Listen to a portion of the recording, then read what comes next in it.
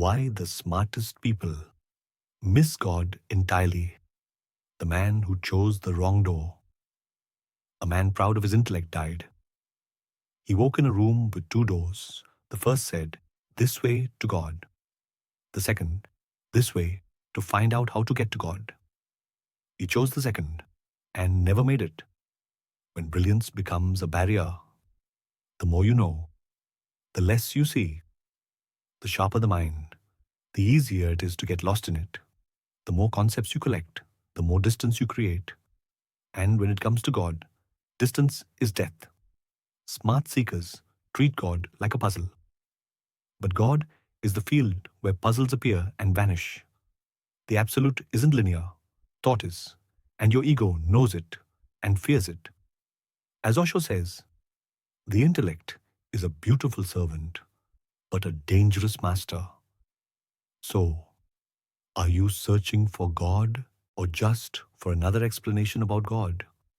Knowing about God isn't knowing God. The intellect is a museum of beautiful maps of God. You can master them all, but none will take you there. Maps are linear. The absolute has no points. The ego loves maps. They keep you about God, never as God. Holding a map is flat and sterile.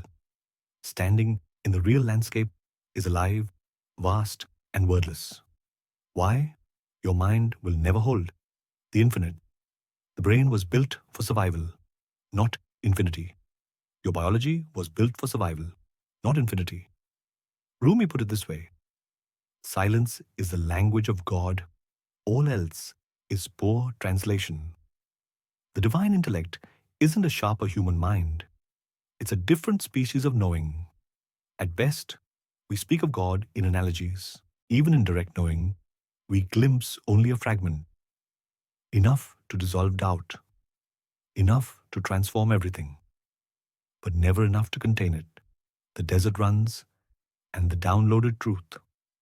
How stillness and sweat open the sky. Direct knowledge comes as a sphere, a massive ball of truth arriving all at once. When living in the high desert of Santa Fe, I ran the sun-baked roads. After 20 minutes of running, breathing hard, I would focus up to the transpersonal point above my head. It would open, and then the flood. Huge downloads of knowingness about life, about the self, about the path ahead. Sometimes it took a week to unravel the knowledge ball into concepts my mind could hold. The sound of gravel underfoot, the dry wind, the sudden inner opening. In that union, there is no about God, only as God. As Zazu aptly put it, when you run out of ways to describe God, you are closer than ever. The concept collector's curse. When the ego turns wisdom into wallpaper, every concept is another veil, even the right ones. The ego turns spiritual knowing into camouflage. You look like you're walking the path, but you've never left your head. Why collapse is the beginning of real knowing. Concepts feel safe, but the moment safety shatters, collapse is inevitable. Breakthrough comes when the ego admits defeat. It cannot contain the absolute. The day you stop trying to understand God is the day you meet God. What follows isn't loss, it's relief.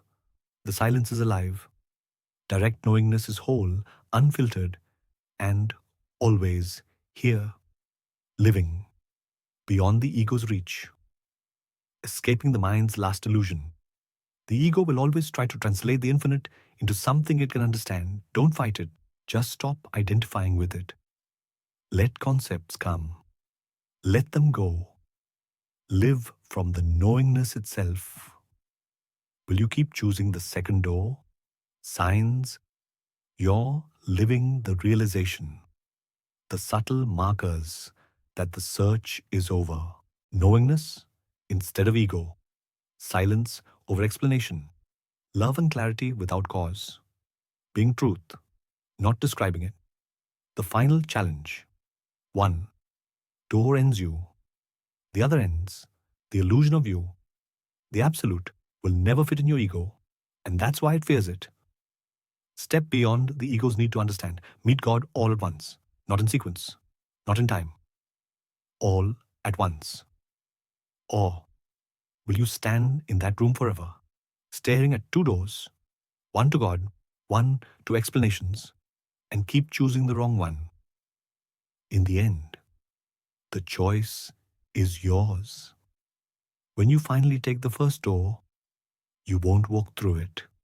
You'll dissolve into the light beyond.